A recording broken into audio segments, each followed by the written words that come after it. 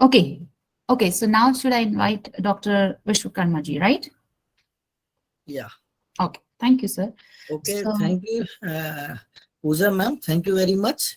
And जैसा कि हम सब जानते हैं कि राष्ट्रीय शिक्षा नीति नेशनल एजुकेशन पॉलिसी 2020 हमारे सामने है, और एक तरफ ये चैलेंज है कि इसको हम कैसे लागू करें, हाउ वी इम्प्लीमेंट दिस. और ये भी हम जानते हैं कि why we can call national education policy. तो हमने देखा है कि भारत बहुत ही लंबे समय तक गुलाम था, चाहे वो मुगल पीरियड की बात करें या अंग्रेजों के समय की बात करें. और उस पीरियड में जो हमारी एजुकेशन पॉलिसी थी उसमें कहीं ना कहीं राष्ट्रीयता की कमी थी, और जो हम नेशन की बात करते हैं उसकी कमी थी. पर ऐसी एजुकेशन पॉलिसी हमारे सामने आई जो हमको एज ए बाबू ट्रीट करती है, एज ए बाबू बनाती है हमको.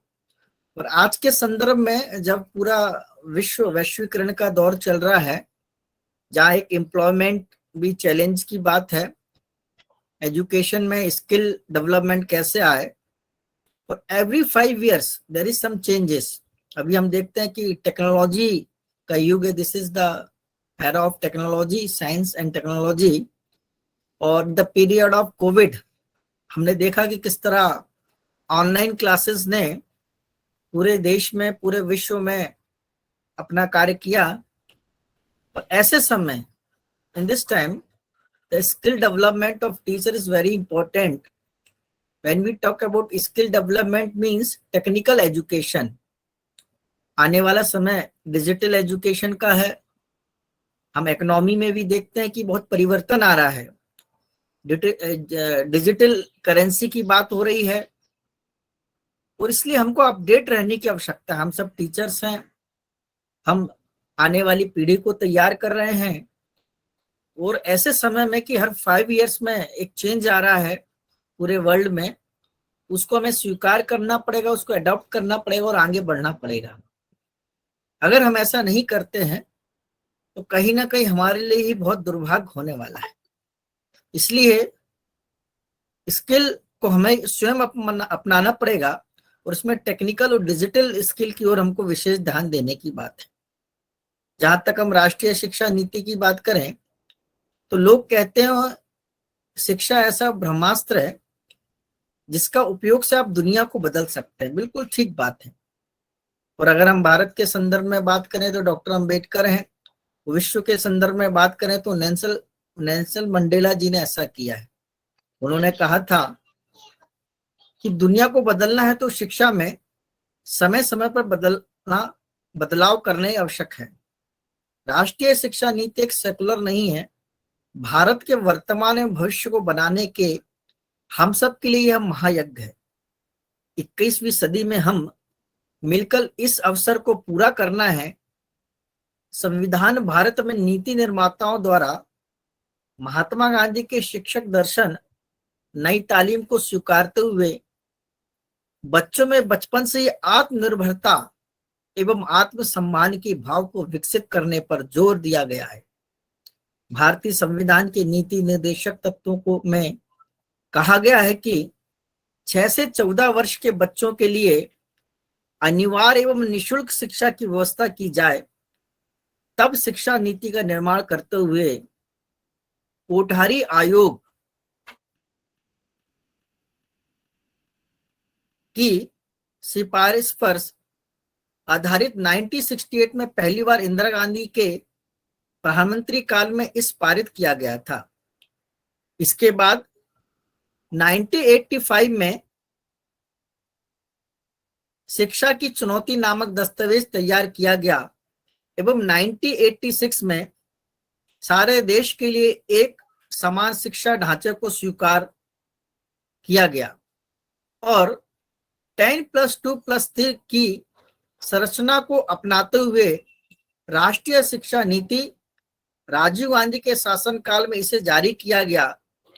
राष्ट्रीय शिक्षा नीति 2020 के निर्माण के लिए जून 2017 में इसरो के प्रमुख डॉक्टर के कस्तूरी रंजन की अध्यक्षता में समिति का गठन किया गया. समिति ने मई 2019 में राष्ट्रीय शिक्षा नीति का मसौदा प्रस्तुत किया। 34 वर्षों के बाद प्रधानमंत्री नरेंद्र मोदी के शासनकाल में राष्ट्रीय शिक्षा नीति 2020 नई बदलाव के साथ 29 जुलाई 2020 को घोषित की गई। राष्ट्रीय शिक्षा नीति 2020 की घोषणा के साथ ही मानव संसाधन मंत्रालय का नाम बदलकर शिक्षा मंत्रालय कर दिया गया। इस नीति द्वारा देश में स्कूली शिक्षा एवं उच्च शिक्षा विभाग में परिवर्तन सुधार की अपेक्षा की गई। राष्ट्रीय शिक्षा नीति 2020 के उद्देश्य के तहत वर्ष 2023 तक स्कूल शिक्षा में 100% सकल नामांकन अनुपात के साथ साथ पूरे विद्यालय से माध्यमिक स्तर तक की शिक्षा के लक्ष्य रखा गया कि 100% उपस्थित हो सके। शिक्षा नीति किसी भी राष्ट्र की मूलभूत आवश्यकता होती है, जिसमें अतीत का विश्लेषण, वर्तमान की आवश्यकता तथा भविष्य की संभावना निहित होती है। राष्ट्रीय शिक्षा नीति का लागू होना शिक्षा के क्षेत्र में ऐतिहासिक, साहसिक एवं दृष्टिकोण वाला कार्य है। नीति के सभी प्रावधानों को लागू करने की एक समय सीमा तय की गई है। करीब 75% प्रावधानों को 2024 तक लागू करने का लक्ष्य रखा गया है। शेष प्रावधान को 2035 तक चरणबद्ध तरीके से लागू किया जाएगा। आज भारत ज्ञान विज्ञान, सूचना प्रौद्योगिकी एवं तकनीकी के क्षेत्र में तेजी से आगे बढ़ रहा है। कौशल के आधार पर आत्मनिर्भर भारत के संकल्प में राष्ट्रीय शिक्षा नीति प्रभावी होगी और यह नए भारत की नींव सिद्ध होगी। राष्ट्रीय शिक्षा नीति में बालिकाओं और महिलाओं की शिक्षा में हिस्सेदारी बढ़ाने के लिए कुछ प्रावधान किए गए हैं, जिससे जेंडर समावेशी की स्थापना का एक नया और क्रांतिकारी कदम है। राष्ट्रीय शिक्षा नीति में यह अनुभव किया गया कि सामाजिक, आर्थिक रूप से पिछड़े हुए समूह में आधी से अधिक संख्या महिलाओं की है, इसलिए विशेष रूप से इन समूह की महिलाओं की गुणवत्तापूर्ण शिक्षा पर विशेष ध्यान दिया गया है। बालिकाओं, महिलाओं की शिक्षा में रास्ते में आने वाली बाधाओं और समस्याओं पर राष्ट्रीय शिक्षा नीति में विचार किया गया है। जेंडर समावेश राज्यों के लिए उपलब्ध कराया जाएगा, जिससे उनके ऐसी नीति योजनाओं को लागू करने में सहायता मिलेगी, जिससे महिलाओं को विद्यालय परिसर में अधिक सुरक्षापूर्ण और स्वस्थ वातावरण मिल सके। जैसे परिसर में महिलाओं के लिए शौचालय स्थापित करना, स्वच्छता से संबंधित अन्य सुविधा प्रदान करना, स्कूल आने जाने के लिए साइकिल देना, फीस न भर पाने की स्थिति में भी उनके अभिभावकों को नगद हस्तांतरण करना, जिससे गरीबों के कल्याण एवं उन्हें स्कूल छोड़ने पर मजबूर ना होना पड़े। किसी देश का विकास उस देश की शिक्षा प्रणाली पर निर्भर करता है। भारत प्राचीन काल से ही अपनी विद्वता के लिए प्रसिद्ध रहा है। ज्ञान विज्ञान, हमारे वेदों ने दुनिया को ज्ञान, तकनीक, विज्ञान और अनुसंधान सिखाया है। शिक्षा के संबंध में गांधी जी का तात्पर्य यह था कि बालक और मनुष्य के शरीर में मन तथा आत्मा के स्वर्णिम विकास एवं इस प्रकार की नीति होनी चाहिए, जिससे वह अपने पैरों पर खड़े हो सके और समाज में परिवर्तन ला सके। स्वामी विवेकानंद का कहना था कि मनुष्य के व्यक्तित्व को विकास शिक्षा से ही हो सकती है। इसलिए वह हमेशा ऐसी शिक्षा की बात करते थे जिससे व्यक्ति का विकास हो सके और आने वाले समाज को वह कुछ दे सके। शिक्षा द्वारा ज्ञान और कौशल में वृद्धि कर मनुष्य को योग्य नागरिक बनाने का काम किया जाता है। इस शिक्षा नीति पर विशेष जोर दिया गया है। शिक्षा पूर्ण मानव क्षमता को प्राप्त करके न्याय संगत समाज के विकास, राष्ट्रीय विकास को प्रोत्साहन देने के लिए मूलभूत आवश्यकता को पूर्ण करने वाली हो। अगले दशक में भारत विश्व का सबसे युवा जनसंख्या वाला देश होगा। इन युवाओं को उच्चतर गुणवत्तापूर्ण शिक्षा अवसर उपलब्ध कराना ही होगा। रोजगार और वैश्विक परिस्थिति में तीव्र गति से आ रहे परिवर्तनों की वजह से यह आवश्यक हो गया है कि बच्चों को कुछ सिखाया जा रहा है, उसमें और तकनीक की आवश्यकता देखी जा रही है। उसे तो सिखाना ही होगा, साथ ही सतत सिखाते रहने की कला भी सिखानी होगी। इसलिए शिक्षा में विषय वस्तु को बढ़ाने की जगह इस बात पर अधिक ध्यान देने की जरूरत है कि बच्चे समस्या समाधान और तर्कीय रूप से सोचना सीखें। 2040 तक भारत के लिए ऐसी शिक्षा प्रणाली का लक्ष्य होना चाहिए जहां किसी भी सामाजिक और आर्थिक पृष्ठभूमि से संबंध रखने वाले विद्यार्थियों को समान रूप से सुरक्षित गुणवत्तापूर्ण शिक्षा उपलब्ध हो। राष्ट्रीय शिक्षा नीति 2020 या 21वीं शताब्दी की प्रथम शिक्षा नीति है, जिसका लक्ष्य शिक्षा नीति में जो विशेष बात है वो इस प्रकार है। प्रत्येक बच्चे की विशेष क्षमताओं को स्वीकारते हुए उनको पहचानना, उसके विकास हेतु प्रयास करना, बुनियादी साक्षरता और संख्या ज्ञान को सर्वाधिक प्राथमिकता देना, लचीलेपन जिससे विद्यार्थी अपनी प्रतिभा और रुचियों के अनुसार जीवन में अपना रास्ता चुन सके, पाठ्यक्रम और गतिविधियों के बीच एक संबंध स्थापित करना, रचनात्मक तर्क सोच का विकास करना जिससे नवाचार को प्रोत्साहन मिल सके, स्थायी संदर्भ की विविधता और परिवेश के लिए एक सामान्य नीति बनाना, सभी शैक्षणिक निर्णय की आधारशिला के रूप में पूर्ण क्षमता और समावेश करना, सभी स्तरों के शिक्षा पाठ्यक्रम में विशेष ध्यान देना, शिक्षकों और संकाय को सिखाने की प्रक्रिया का केंद्र मानना, गुणवत्तापूर्ण शिक्षा और विकास के लिए उत्कृष्ट स्तर के शोध का विकास करना, भारतीय जड़ों और गौरव से बने रहने वाली शिक्षा को आगे बढ़ाना, गुणवत्तापूर्ण शिक्षा तक प्रत्येक बच्चों की पहुंच हो इस पर विशेष ध्यान देना, एक मजबूत जीवित सार्वजनिक शिक्षा प्रणाली में पर्याप्त निवेश, जीवन कौशल अर्थात आपसी संवाद, सहयोग, सामूहिक कार्य को प्रोत्साहन, शिक्षा को सरल एवं सुलभ बनाने के लिए तकनीकी पर जोर देना। राष्ट्रीय शिक्षा नीति 2020 के जो उद्देश्य हैं वो मैं आप सबके सम्मुख रखना चाहूंगा। राष्ट्रीय शिक्षा नीति 2020 का उद्देश्य शिक्षा की पहुंच, समानता, गुणवत्ता, उत्तरदायित्व जैसे मुद्दे पर विशेष ध्यान देती है।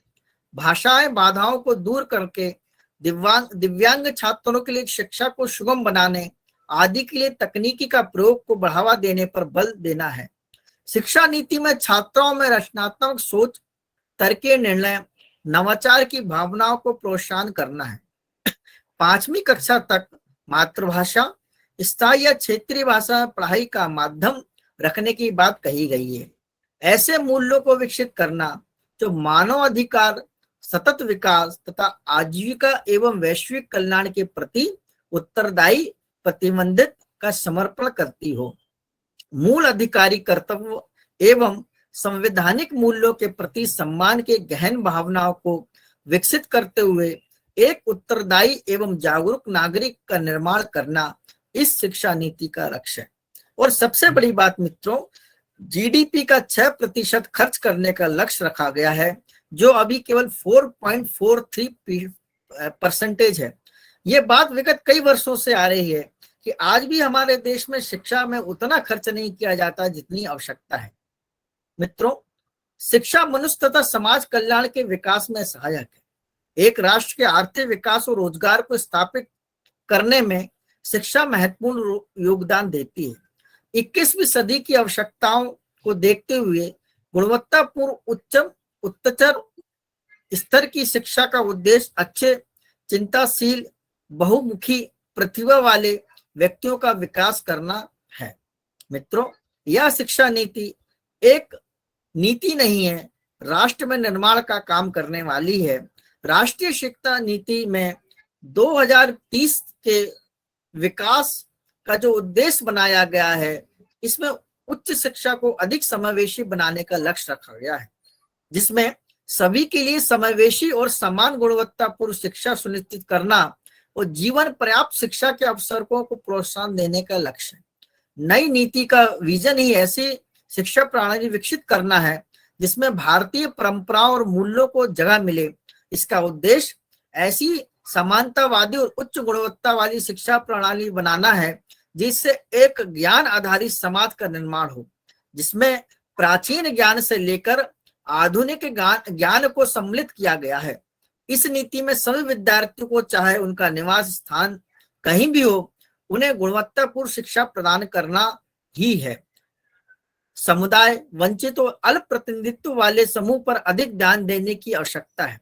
राष्ट्रीय शिक्षा नीति 2020 के अंतर्गत 3 वर्ष से 18 वर्ष तक के बच्चों को शिक्षा का अधिकार कानून 2009 के अंतर्गत रखा गया है। 34 वर्ष पश्चात इस राष्ट्रीय शिक्षा नीति का उद्देश्य सभी छात्रों को उच्च शिक्षा प्रदान करना है, जिसका लक्ष्य 2025 तक पूर्व माध्यमिक शिक्षा 3 से 6 वर्ष की आयु सीमा को सार्वभौमिक माना गया है।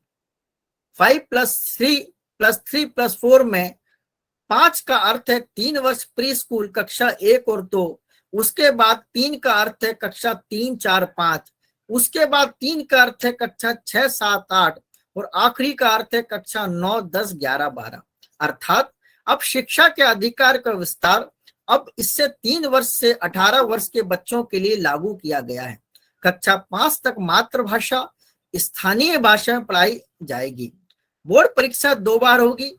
परीक्षा का स्वरूप बदलकर अब छात्रों की क्षमताओं का आकलन किया जाएगा। ग्रेजुएशन में 4 वर्ष का पाठ्यक्रम रहेगा। पहले वर्ष में कोर्स छोड़ने पर सर्टिफिकेट मिलेगा, दूसरे वर्ष के बाद एडवांस सर्टिफिकेट मिलेगा, तीसरे वर्ष के बाद डिग्री, 4 वर्ष के बाद शोध के साथ डिग्री मिलेगी। मास्टर में 3 तरह के विकल्प होंगे। 2 वर्ष का मास्टर, उनके लिए 3 वर्ष का डिग्री कोर्स किया जाएगा। 1 वर्ष का मास्टर जिन्होंने 4 वर्ष शोध के साथ डिग्री कोर्स किया है। 5 वर्ष जिसने स्नातक तथा मास्टर एक साथ किया है। पीएचडी के लिए अनिवार्यता होगी। 4 वर्ष की डिग्री शोध के साथ एमफिल को राष्ट्रीय शिक्षा नीति में बंद कर दिया गया है। मित्रों, नई शिक्षा नीति 2020 सरकार के द्वारा 29 जुलाई 2020 को घोषित किया गया। यह नीति विज्ञान के जनक, हम कह सकते हैं, कस्तूरी रंजन की अध्यक्षता वाली समिति की रिपोर्ट पर आधारित है। मित्रों, निश्चित रूप से मानव संसाधन प्रबंध मंत्रालय का नाम जो शिक्षा मंत्रालय किया गया, यह भी बहुत ही महत्वपूर्ण कार्य था। 5वीं कक्षा तक की शिक्षा में मातृभाषा, स्थानीय भाषा को शिक्षा के माध्यम से रूप में अपनाने पर बल दिया गया है। यह भी बहुत ही महत्वपूर्ण कार्य इस शिक्षा नीति में किया है। राष्ट्रीय शिक्षा नीति में यह भी कहा गया है कि सामाजिक और आर्थिक रूप से वंचित समूह में के छात्राओं के लिए मुफ्त छात्रावास का निर्माण किया जाएगा, जिसमें बालिकाओं की सुरक्षा पर पूरा ध्यान रखा जाएगा। राष्ट्रीय शिक्षा नीति के अंतर्गत 2030 तक स्कूल शिक्षा में 100% GER के साथ पूर्ण विद्यालय से माध्यमिक विद्यालय तक शिक्षा का जो लक्ष्य रखा गया, ये बड़ा चुनौतीपूर्ण है। 10+2 के पैटर्न के साथ 5+3+4 का पैटर्न अपनाया जाएगा। शिक्षा विद्यार्थी अनुपात, प्रत्येक स्कूल में शिक्षा विद्यार्थियों का अनुपात 3:1 से कम होगा। सामाजिक आर्थिक रूप से वंचित बच्चों के अधिकता वाले क्षेत्र में यह अनुपात 25:1 से कम होगा। ये बड़ा एक प्रश्नवाचक है, क्योंकि मित्रों हम ये देखते हैं कि एक तरफ शिक्षकों की नियुक्ति नहीं हो रही है। कई विश्वविद्यालय में आप देखिए कई डिपार्टमेंट बंद हो गए हैं और अतिथि शिक्षक के भरोसे अब काम चल रहा है। अतिथि शिक्षक की स्थिति आज ऐसी है कि उनको 6-6 महीने का वेतन नहीं मिलता। उनको एक उनके जीवन पे प्रश्न लगा हुआ है। तो ऐसी स्थिति में बिना प्राध्यापक, बिना शिक्षक के राष्ट्रीय शिक्षा नीति लागू करने में चुनौती आएगी। उस चुनौती को कैसे स्वीकार किया जाएगा, ये एक प्रश्नवाचक चिन्ह हम सबके सामने है। राष्ट्रीय शिक्षा नीति की आवश्यकता क्यों पड़ी मित्रों? पहले की शिक्षा प्रणाली मूल रूप से सिखाने और परिणाम देने पर केंद्रित थी। विद्यार्थियों को आकलन प्राप्त अंकों के आधार पर किया जाता था। या विकास के लिए एकल दिशा वाला दृष्टिकोण था। राष्ट्रीय शिक्षा नीति एक बहुविषयीय दृष्टिकोण की पर केंद्रित है। इसका उद्देश्य विद्यार्थियों का विकास करना है। राष्ट्रीय शिक्षा नीति एक नए पाठ्यक्रम और शिक्षा की संरचना के गठन की कल्पना करती है, जो छात्रों को सिखाने के विभिन्न चरणों में मदद करेगी। शिक्षा को शहर से लेकर ग्रामीण क्षेत्रों में सभी तक पहुंचने के लिए विद्यमान शिक्षा प्रणाली में परिवर्तन किया जाना चाहिए। मुझे लगता है इस पर सरकार चिंतन भी कर रही है। राष्ट्रीय शिक्षा नीति का मुख्य उद्देश्य एक बच्चों को कुशल बनाने के साथ साथ जिस भी क्षेत्र में रुचि रखता है उस क्षेत्र में उन्हें प्रशिक्षित करना है। इस तरह सिखाने वाले अपने उद्देश्य और अपनी क्षमताओं का पता लगाने में सक्षम होती है। शिक्षार्थियों को शिक्षण प्रदान किया जाना, शिक्षा की शिक्षा और प्रशिक्षण प्रक्रियाओं में सुधार पर जोर दिया गया है। राष्ट्रीय शिक्षा नीति 2020 के तहत मिड डे मील के साथ नाश्ते देने की भी बात कही गई है एवं सुबह के समय पोषण नाश्ता अधिक मेहनत वाले विषयों को पढ़ाने वाले छात्रों को देने की बात कही गई है। ई पाठ्यक्रम को बढ़ावा देने के लिए एक राष्ट्रीय शिक्षक टेक्नोलॉजी फोरम NETF बनाया जा रहा है, जिसके लिए वर्चुअल लैब विकसित किया जा रहा है। 6वीं क्लास में वोकेशनल कोर्स तैयार किए जाएंगे। इसके लिए इच्छुक छात्राओं को 6वीं कक्षा के बाद इंटर्नशिप कराई जाएगी। म्यूजिक और आर्ट्स को पाठ्यक्रम में शामिल कर किया गया है। राष्ट्रीय शिक्षा नीति 2020 के नए 5+3+3+4 ढांचे में 3 वर्ष के बच्चों को शामिल कर प्रारंभिक बाल अवस्था देखभाल और शिक्षा ECCE early childhood care and education की एक मजबूत बुनियादी को शामिल किया गया है, जिससे आगे चलकर बच्चों का बेहतर विकास किया जा सके। राष्ट्रीय अध्यापक शिक्षा परिषद द्वारा वर्ष 2022 तक शिक्षक के लिए राष्ट्रीय व्यावसायिक मानक का विकास किया जाएगा। 10वीं एवं 12वीं की बोर्ड परीक्षाओं में बदलाव कर अब वर्ष में 2 बार सेमेस्टर प्रणाली द्वारा ऑब्जेक्टिव और सब्जेक्टिव फॉर्मेट में परीक्षा आयोजित की जाएगी। यह बहुत ही महत्वपूर्ण कार्य राष्ट्रीय शिक्षा नीति में हुआ है। जहां तक संभव हो सके ग्रेड 5 तक, लेकिन बेहतर यह होगा कि ग्रेड 8 और उसमें आगे तक भी हो। शिक्षा का माध्यम मातृभाषा, स्थायी भाषा और क्षेत्रीय भाषा, ये बड़ा ही महत्वपूर्ण कार्य किया गया है। बच्चों द्वारा सीखने जाने वाली 3 भाषाओं के विकल्प राज्य, क्षेत्र और निश्चित रूप से छात्राओं के स्वयं के होंगे, जिसमें कम से कम 3 में से 2 भाषा भारतीय भाषा हो। भारतीय साइन ISL को देश भर में मानकृत किया जाएगा और राष्ट्रीय और राज्य पाठ्यक्रम सामग्री विकसित की जाएगी। स्कूल शिक्षा के लिए एक नई और व्यापक राष्ट्रीय पाठ्य चर्चा रूपरेखा NCFSE 2020-21 NCERT द्वारा राष्ट्रीय शिक्षा नीति 2020 के सिद्धांत के आधार पर, आवश्यकता के आधार पर राज्य सरकार काम कर रहे हैं। मंत्रालयों, केंद्र सरकार के संबंधित विभाग और अन्य विषय विशेषज्ञ निकाय सहित सभी हितग्राहियों के साथ परामर्श करके यह नीति तैयार की गई है। वर्ष 2025 तक सार्वभौमिक साक्षरता को प्राप्त करने की समय सीमा अनिवार्य रूप से प्राथमिकता में होनी चाहिए, क्योंकि यही उच्च स्तर पर प्रगति को महत्वपूर्ण रूप में निर्धारित करेगी। मास्टर ऑफ टीचर एजुकेशन का कोर्स होना चाहिए। साथ ही साथ अच्छे शिक्षक प्रशिक्षण संस्थाओं का निर्माण करने की आवश्यकता है, पर इस पर विशेष ध्यान देने की आवश्यकता है। मित्रों, वहीं दूसरी ओर आज हम देखते हैं कि रिसर्च की बात इस शिक्षा नीति में बहुत की जा रही है, परंतु वर्तमान में जो रिसर्च इंस्टीट्यूट्स काम कर रहे हैं उनके सामने एक आर्थिक संकट आ गया है। उस आर्थिक संकट को खत्म करने के लिए जो 6% का प्रावधान रखा गया, उसको तेजी से सरकार को लागू करने की आवश्यकता है। प्रधानमंत्री श्री नरेंद्र मोदी ने कहा कि छात्रों को अपनी रुचि के अनुसार गतिविधियां, कार्यक्रमों, परियोजना में शामिल होना चाहिए। बिल्कुल ठीक बात है। अगर विद्यार्थी अपने मन का विषय लेंगे, आत्मनिर्भर बनेंगे, तभी वो आने वाले समय में कुछ अच्छा समाज और देश के लिए कर पाएंगे। यह बहुत ही महत्वपूर्ण कार्य मुझे लगता है इस शिक्षा नीति में है। राष्ट्रीय साक्षरता मिशन फॉर फाउंडेशनल डेवलपमेंट के लिए जो काम कर रही है, 100% लोग साक्षर हो जाएं, इस नीति का प्रमुख लक्ष्य भी रखा गया है।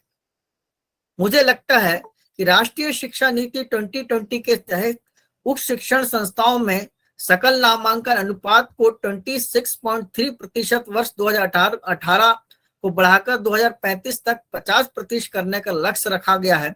ये बहुत ही एक चुनौतीपूर्ण कार्य है, क्योंकि हम देखते हैं भारत ग्रामीण क्षेत्रों में और ट्राइबल क्षेत्रों में बसा हुआ है, जहां इस शिक्षा नीति को ले जाना एक चुनौतीपूर्ण कार्य है, परंतु निश्चित रूप से हमारे प्राध्यापक, हमारे टीचर इस कार्य को कर पाएंगे।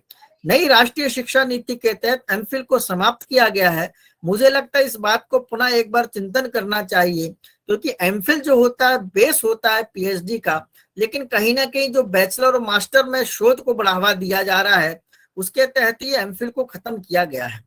वर्तमान में 3 या 4 वर्ष के डिग्री कोर्सेज में यदि कोई छात्र किसी कारणवश बीच में पढ़ाई छोड़ देता है या उसे डिग्री ना मिलने से इस पढ़ाई का कोई महत्व नहीं रहता, लेकिन अब इसमें ऐसा नहीं है।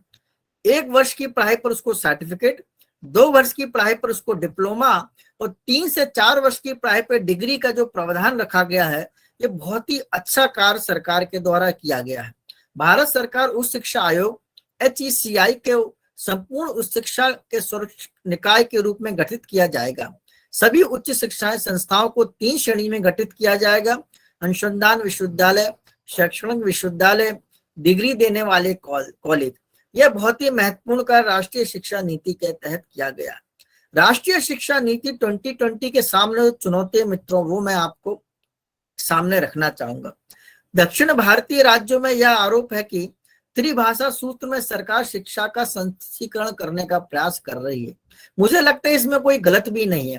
पूरे भारत में एक नीति लागू होनी चाहिए, एक शिक्षा नीति लागू होनी चाहिए और सभी भाषा का ज्ञान सबको होना चाहिए।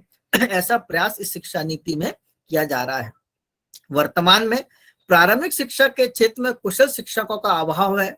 ऐसे में राष्ट्रीय शिक्षा नीति 2020 के तहत प्रारंभिक शिक्षा हेतु की गई व्यवस्था में के क्रियान्वयन में जो समस्या आ रही, उस समस्या का समाधान सरकार को करना चाहिए। राष्ट्रीय शिक्षा नीति 2020 में बच्चों में रटने की प्रवृत्ति के स्थान पर सीखने की प्रवृत्ति पर बल दिया गया है, किंतु शिक्षाविदों के अनुसार इसका क्रियान्वयन करने में बड़ी चुनौती होगी। हालांकि सरकार पूरी नीति को समग्र रूप से लागू करने की अवधि को वर्ष 2040 का तक मानकर चल रही है, किंतु मुद्दे की अस्पष्टता को शीघ्र दूर करना ही होगा सरकार को। अगर सरकार नहीं करती, मुझे लगता है इस नीति को लागू करने में और भी चुनौती सरकार के सामने आने वाली है।